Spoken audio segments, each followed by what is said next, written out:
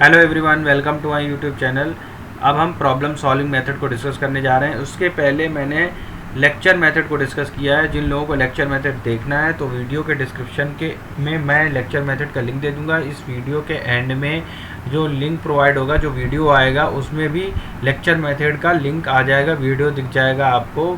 आखिरी में जो वीडियो ख़त्म होगा उसके बाद आपको स्क्रीन दिखेगी, वहाँ से भी आप जा कर के देख सकते हैं। और हमने साथ में लीगल एजुकेशन क्या है, रिसर्च मेथडोलॉजी क्या है, इसके बारे में पूरा डिस्टिंक्शन वे में डिफरेंशिएट कर रखा है। ऑब्जेक्टिव डिफरेंशिएट कर रखे हैं। लीगल एजुकेशन इंडिया में उसका क्या स्कोप है ये डिस्कस कर रखा है। इंपॉर्टेंस क्या है लीगल एजुकेशन की ये डिस्कस किया है।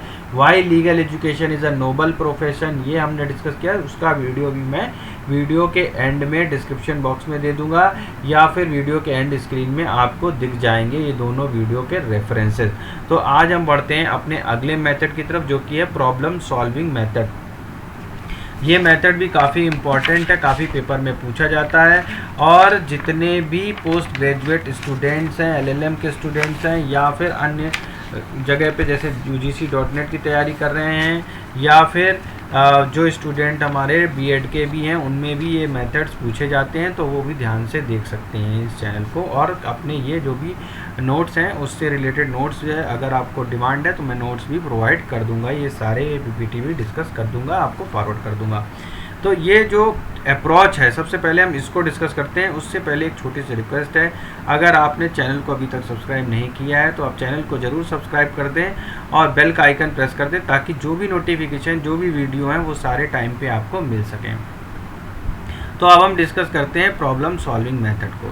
तो प्रॉब्लम सॉल्विंग मेथड क्या है, इसके लिए आपको इसका एक माइंड में, ये एक कॉग्निटिव अप्रोच है। कॉग्निटिव अप्रोच बोलें तो क्या बोलते हैं, कॉग्निटिव अप्रोच को। कॉग्निटिव अप्रोच जो होती है दोस्तों, वो होती है सल्यूशन, यानी कि अगर कोई प्रॉब्लम आपको दे दी जाती है, उस प्रॉब्लम के बेसिस पे आप अपनी एनालिसिस क्या यूज़ करते हो, अपना माइंड क्या अप्लाई करते हो, अपना एनालिटिकल थ्योरी क्या इसमें अप्लाई करते हो, एनालिटिकल अप्रोच अप्लाई करके जो कोई सल्यूशन आप निकाल करके लेके आते हो, जहाँ पर आपकी लॉजिकल रीजनिंग इन्वॉल्व होती है। तो एक तरह से वन लाइनर इसको समझेंगे तो ये एक लॉजिकल रीजनिंग होगी इसमें इन्वॉल्व। तो क्या क्या इसमें एलिमेंट्स हो सकते हैं, इसके जो मेन एलिमेंट्स हैं, वो सबसे बड़ा एलिमेंट तो प्रॉब्लम ही है कि आपको एक प्रॉब्लम दी जाती है जिसका आपको सल्यूशन नहीं बताया जाता है, और उस सल्यूशन को, प्रॉब्लम का क्या तुम्हें अचीव करना होता है, टारगेट अचीव करना होता है। यानी इसका टारगेट क्या है, इसका एंड गोल क्या है, इस प्रॉब्लम का क्यों दी गई ये प्रॉब्लम। तो ये प्रॉब्लम का गोल क्या है, टारगेट को अचीव करना है आपको, वो आपको निकालना होता है इसमें से, और उसके लिए क्या आप स्टेप्स फॉलो करेंगे। तो ये इसके एलिमेंट हैं प्रॉब्लम सॉल्विंग अप्रोच। तो प्रॉब्लम की सॉल्विंग अप्रोच जो है, इसको डिस्कशन करने से पहले आपको ये चीज़ें जानना ज़रूरी हैं कि ये अप्रोच क्या है, बेसिकली इसका ऑब्जेक्टिव क्या है और इसके एलिमेंट्स क्या होते हैं। अब हम इसमें एक स्टेप प्रोसीजर है, उस स्टेप प्रोसीजर को देखते हैं कि ये प्रॉब्लम सॉल्विंग में सबसे पहले स्टेप्स जो हैं वो हमारे क्या क्या होंगे। नंबर एक स्टेप जो है वो तो प्रॉब्लम को आइडेंटिफाई करना ही हो गया, कि हम प्रॉब्लम को कैसे आइडेंटिफाई करेंगे। तो सबसे पहला स्टेप हो गया कि प्रॉब्लम को आइडेंटिफाई करना। Identify and clarify unfamiliar terms, जो भी तुम्हें अनफैमिलियर टर्म्स लग रहे हैं, अनफैमिलियर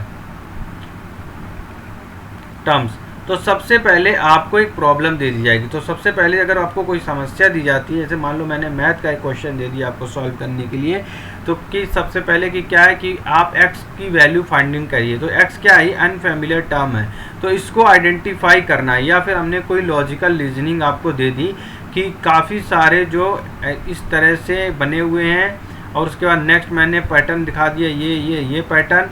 अब मैंने पूछा क्या पैटर्न होगा, तो आपको पता चल जाएगा ये 3 पैटर्न दिए, यानी कि अब ये पैटर्न नेक्स्ट आएगा।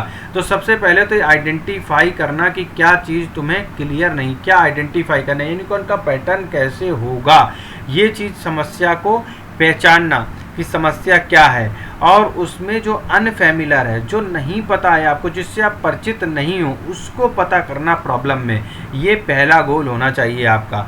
दूसरा गोल होना कि डेफिनीशन आपको पता करना, defining the problem to be discussed, जो भी प्रॉब्लम ये डिस्कस की गई है अब उसकी क्या डेफिनीशन होगी। ये सबसे पहले देखो, किसी भी प्रॉब्लम में चाहे आप कहीं पे भी कोई सोल्यूशन एनालिसिस कर रहे हो, कोई रिसर्च की मेथोलॉजी कर रहे हो, किसी साइंटिफिक डिपार्टमेंट में जा रहे हो या फिर इंजीनियरिंग डिपार्टमेंट में जा रहे हो, तो ये चीज़ें बहुत ज़रूरी हो जाती हैं। कहीं पे भी सबसे पहले डेफिनीशन ज़रूरी होती है कि आपको प्रॉब्लम की डेफिनीशन पता भी है या नहीं पता है। सबसे पहले कि प्रॉब्लम पता है कि नहीं पता है, प्रॉब्लम को आइडेंटिफाई आप कर पा रहे हो कि नहीं कर पा रहे हो। देखो, किसी प्रॉब्लम का सोल्यूशन तभी निकलेगा जब आप प्रॉब्लम को आइडेंटिफाई कर पाओ। और बच्चों, यही जो है प्रॉब्लम आइडेंटिफिकेशन आपका स्टेप नंबर 1 भी है, यानी कि आपको स्टेप 1 में बिल्कुल छाप देना है एग्जाम में जाके कि प्रॉब्लम आइडेंटिफिकेशन। प्रॉब्लम आइडेंटिफिकेशन सबसे पहली हेडिंग होगी, ठीक है। जो प्रॉब्लम आइडेंटिफिकेशन स्टेप 1 होगा, और उस स्टेप 1 में आपको जरूर लिखना है कि आपको अनफेमिलियर टर्म को डिटरमाइन करना है, ठीक है बच्चों। फिर दूसरे नंबर पे जो है definition of the problem, problem की डेफिनीशन आपको पता होनी चाहिए, यानी कि उसकी परिभाषा क्या है ये पता होना चाहिए। किसी भी जगह पे, चाहे वो किसी भी डिपार्टमेंट में, चाहे आप लीगल रिसर्च में चले जाओ, चाहे आप HR डिपार्टमेंट में चले जाओ, चाहे आप इंजीनियरिंग में चले जाओ, आपको जो भी चाहे आप मैकेनिकल में चले जाओ, आपको बॉयलर पे काम दे दिया गया, बॉयलर बनाना है या बॉयलर पे कोई रिसर्च करनी है, बॉयलर से क्या प्रोडक्ट बन रहा है, उससे बॉयलर का यूज़ करना है, मैकेनिज्म का यूज़ करना है, बॉयलर पे कोई स्टडी करनी है, double piston triple piston engine बनाना है, तो सबसे पहले क्या है कि प्रॉब्लम क्या है, करना क्या है, आइडेंटिफिकेशन क्या करना है, ये ज़रूरी काम है। और दूसरी बात है डेफिनीशन ऑफ द प्रॉब्लम। कहीं आपको प्रॉब्लम की डेफिनीशन पता भी है कि नहीं पता है, तो सबसे पहला आइडेंटिफाई करना प्रॉब्लम को, दूसरा उसकी डेफिनीशन बहुत ज़रूरी है। आपके दिमाग में क्लियर है डेफिनीशन की नहीं है। ये प्रॉब्लम सॉल्विंग लाइफ साइकिल जो है उसमें जो पहली सीढ़ी है वो आपका प्रॉब्लम आइडेंटिफिकेशन है, दूसरी सीढ़ी जो है वो है डेफिनीशन ऑफ द प्रॉब्लम, और तीसरी सीढ़ी जो है वो है स्ट्रेटजी, यानी कि ब्रेन स्टॉर्मिंग। आप क्या ब्रेन स्टॉर्म कर रहे हो, what is the brain storming.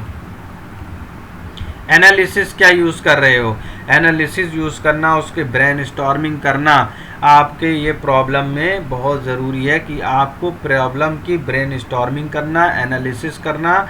ये थर्ड फेज जो है आपका, ये स्ट्रेटजी का पार्ट है, एनालिसिस का पार्ट है कि आप कैसे प्रॉब्लम को एनालाइज कर पा रहे हो, ठीक है। फिर है आपका organising information about the problems, यानी कि आपको इंफॉर्मेशंस को ऑर्गेनाइज करना। हाइपोथेसिस यानी कि फाइंडिंग द अल्टरनेट सिनेरियोज, परिकल्पनाओं का निर्माण करना,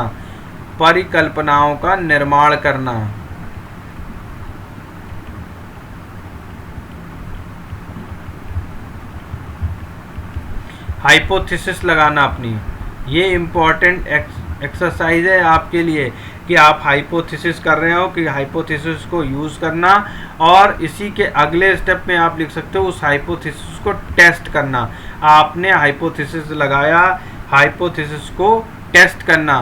फिर एलोकेशन ऑफ रिसोर्सेस को एलोकेट करना, प्रॉब्लम सॉल्विंग टेक्नोलॉजी को आप मॉनिटर करते हो, एंड देन आप प्रॉब्लम को इवेल्युएट करते हो।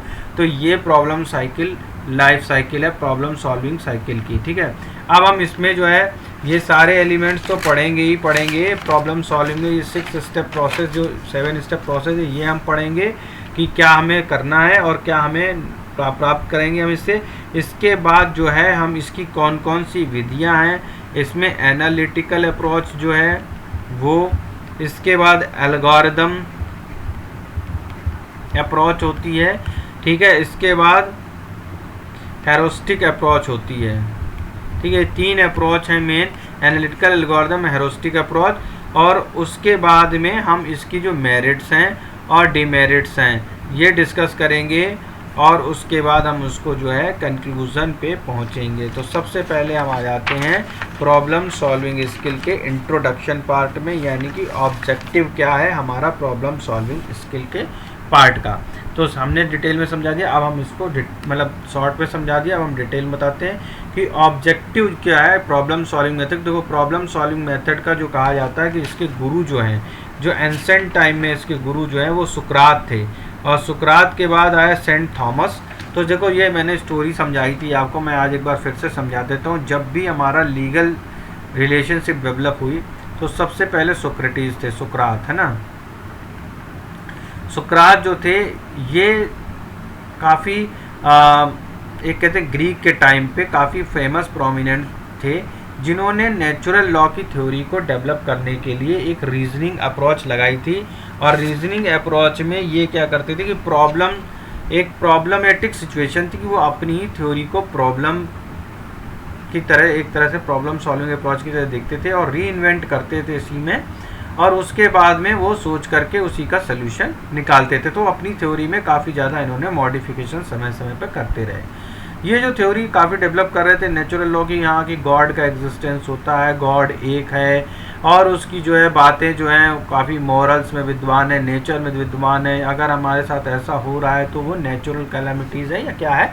तो इस तरह से इन्होंने नेचर के बारे में कि नेचुरल रिसोर्स जो है वो उसका मेन प्रोमिनेंट गॉड ही है, और गॉड से ही हमें सारे नेचुरल रिसोर्सेज प्राप्त होते हैं। तो ये सोक्रेट्स ने हमें इसका प्रॉब्लम सॉल्विंग अप्रोच का जनक, इनको एंशिएंट टाइम में सोक्रेट्स कहा जाता है।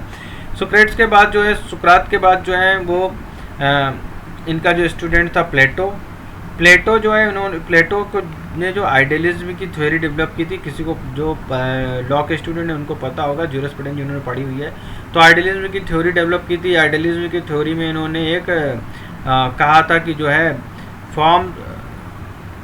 फॉर्म्स जो है डेफिनेट फॉर्म्स होते हैं लाइफ के, और वो फॉर्म जो है कभी चेंज नहीं होते हैं। जैसे कि मनुष्य का जन्म के बाद उसको जो रिसोर्सेज मिले हैं, जैसे जल, पानी पी रहा है, धूप ले रहा है, तो इस तरह से जो रिसोर्सेज हैं ये लिमिटेड हैं और सबको बराबर भगवान ने दिए हैं। इसके बाद अगर कोई पाप करता है तो तो इस तरह से ये चीज़ें हैं, ये चल रही हैं, और ये हमेशा हर साइकिल में, हर जोन में, चाहे वो पृथ्वी का कोई भी कोना, वहाँ सेम है, कहीं में कोई चेंज नहीं हो सकता है। तो इसके लिए जो फॉर्म्स बताया ना, आइडियलिज्म की थ्योरी दी, और फॉर्म्स बताया कि फिक्स्ड फॉर्म्स हैं, ये डेफिनेट फेज ऑफ लाइफ हैं जो चलती रहती है। इसके बाद जो अरस्तु आया, तो इसने बताया कि अरस्तु ने कि भाई ये सब जो फॉर्म डेफिनेट फॉर्म्स की थ्योरी है ना, ये बेकार है, सब्सटेंटिव फॉर्म्स होता है, डेफिनेट फॉर्म नहीं होता है। तो इन्होंने इसकी थ्योरी को बेकार कह दिया प्लेटो की, और कहा कि सब्सटेंटिव फॉर्म्स होता है। सब्सटेंटिव फॉर्म्स मतलब कि अलग अलग जोन, जहाँ जैसे हवा बदलेगा, पानी बदलेगा, वहाँ का जोन बदलेगा, उसी तरह से वहाँ के लॉज भी चेंज होते चले जाएंगे। फिर डिफरेंट बात उसके बाद में जो यूनानीज के, इन्होंने ग्रीक्स की अप्रोच का यूनानीज की अप्रोच आई, और उन्होंने जो है काफ़ी ज़्यादा फेमस जो मेन हुए वहाँ पे। फिर उनके बाद जैसे कि उन्होंने बताया कि स्कॉटिज्म थ्योरी दी गई, उन्होंने एक उन्होंने सोक्रेटिस को फॉलो किया, और वहाँ के जो लोग थे उन्होंने कई तरह की थ्योरी डेवलप की कि पहले क्या था कि यानी कि प्री पोस्ट एंड लॉ थे, और फर्स्ट इंटरनेशनल लॉ उनके टाइम पे खोजा गया। उसके बाद जो है सोक्रेटिस हो गए, ये हो गए। उसके बाद जो है मेन आया ये मिडिवेवल पीरियड में थॉमस एक्विनास फेमस था, इसीलिए मैंने ये सब इसलिए बताना जरूरी नहीं था, काफ़ी लंबा हो जाएगा वीडियो। थॉमस एक्विना जो थे, थॉमस एक्विना ने 4 फेज़ डिसाइड कर दी। पहली फेज़ में कहा कि भैया हमारा गॉड है। दूसरी फेज़ में उन्होंने कहा कि natural calamity, natural resources. Third पे में उन्होंने रख दिया चर्च को। तो चर्च में जो फादर ऑफ चर्च हैं कि वो मेन सत्ता हैं, और फादर ऑफ चर्च जो हैं उनको ही, उनकी थ्योरी मतलब फादर ऑफ चर्च जो है वो ही अब लॉ बना सकते हैं, और उनको सोवन फॉलो करेंगे।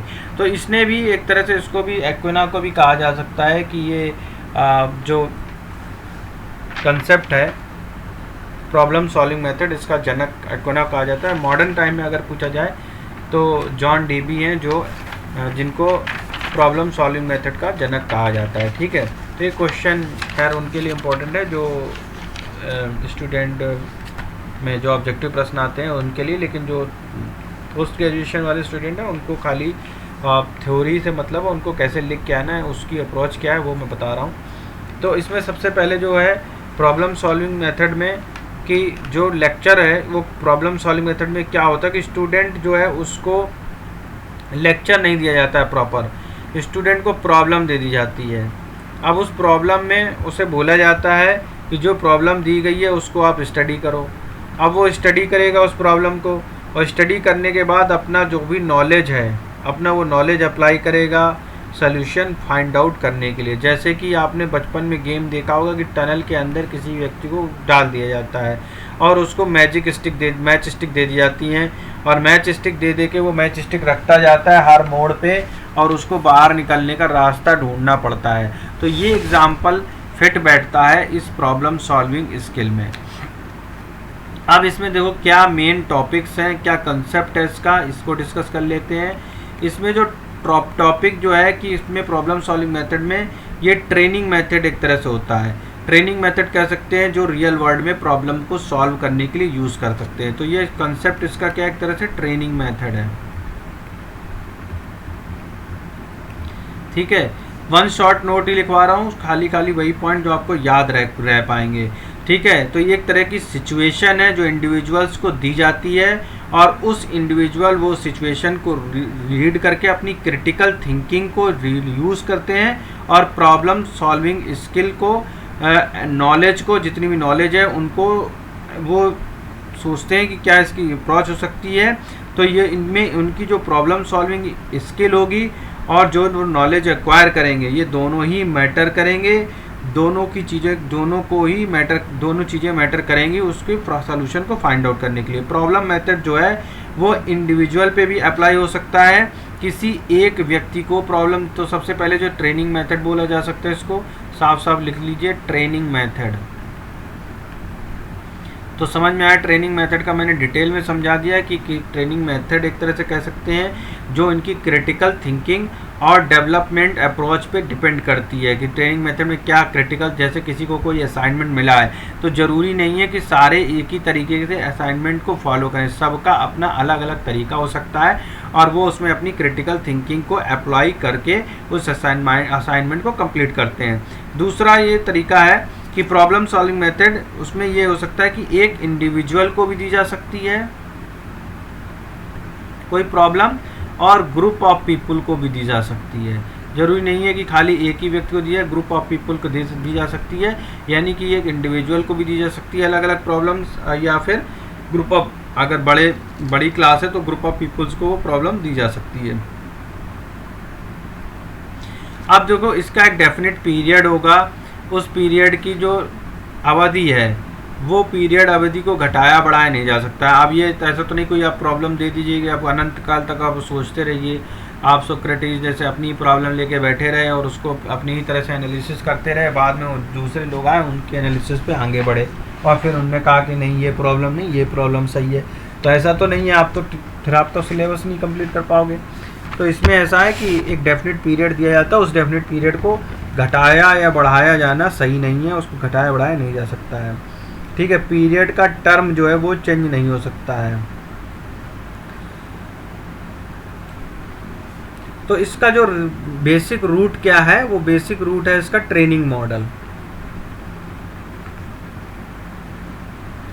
ठीक है, ट्रेनिंग मॉडल जो है वो रूट है इस प्रॉब्लम बेस्ड लर्निंग का, और जो भी पोटेंशियल चेंजेस आते हैं वो इन्फोर्समेंट होते हैं इस अप्रोच के लिए। उसको जो भी क्रिटिकल थिंकिंग है, प्रॉब्लम सॉल्विंग थिंकिंग है, जो भी क्रिटिकलिटी आती है वो इसके ऊपर इन्फोर्समेंट होगी। तो ट्रेनिंग मॉडल मेन है, जो भी होगी क्रिटिकलिटी वो इसमें देखी जाएगी। द प्रॉब्लम सॉल्विंग जो है कंटेंट ड्रिवेन अप्रोच है एक तरह से, it is a content driven approach. कैसी अप्रोच है? कंटेंट ड्रिवेन अप्रोच है।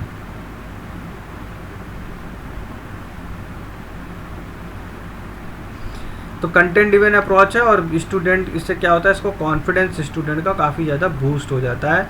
अगर आपने एक प्रॉब्लम सॉल्व कर ली तो आप फ्यूचर प्रॉब्लम्स को सॉल्व करने के लिए आपका कॉन्फिडेंस जैसा बहुत ही ज़्यादा बूस्ट। जैसे कि एलएलबी के स्टूडेंट जो हैं वो मूड कोर्ट जाते हैं, तो मूड कोर्ट में आपको क्या कराया जाता है? मूड कोर्ट में आपसे प्रॉब्लम सॉल्व करने के लिए एक केस दे दिया जाता है स्टडी करने के लिए एक ग्रुप ऑफ पीपल्स को, और उसके बेसिस पे स्टूडेंट अपनी एनालिसिस को लिखते हैं, अप्रोच को लिखते हैं, और वो जो है अपनी थीसिस जो भी तैयार करते हैं और उसको एक्सप्लेन करते हैं, उसकी मेथड जो भी वो ऑलरेडी केस लॉज हैं, रेफरेंस हैं, फैक्ट्स हैं, वो सारे रखते हैं। और रखने के बाद उनको समझ में आता है कि हाँ ये केस स्टडी ऐसे हुई है और इसको हमें इस सब्जेक्ट को ऐसे कवर करना है, ऐसे जज के सामने प्रेजेंट करनी है चीज़ें, और हमें इस तरह से फैक्ट्स रखने हैं, इस तरह से एविडेंस पेश करने हैं। उससे उन्हें पूरा का पूरा जो है प्रोसीजर कोड का समझ में आ जाता है, जिन्होंने अच्छे से मूट कोड को फॉलो किया होता है। तो इसमें टीचिंग मेथड जो है, इसमें क्या है, टीचिंग और लर्निंग मेथड। इसमें प्रॉब्लम में सबसे पहले क्या होता है कि जैसे कि अब लेक्चर मेथड में क्या होता है कि टीचर एक पैसिव होता है, और इसमें क्या है, इसमें ऐसा नहीं होता, इसमें प्रॉब्लम दे दी गई। तो इसमें क्या होगा, इसमें टीचिंग मेथड क्या है कि पुट अ प्रॉब्लम, सबसे पहले एक प्रॉब्लम रख दी जाएगी। प्रॉब्लम रखने के बाद सबसे पहले प्रॉब्लम होगी, और इसके बाद इस प्रॉब्लम के बेसिस पे वो लर्निंग स्टार्ट होगी। ठीक है, अब ये लर्निंग इस प्रॉब्लम के बेसिस पे स्टार्ट होगी, तो इसका पूरा का पूरा जो कॉन्टेक्स्ट होगा वो एक प्रॉब्लम का सल्यूशन निकालना होगा कि कैसे हम इस प्रॉब्लम का सल्यूशन निकालें। अब इसका दूसरा पार्ट है जो डेफिनीशन।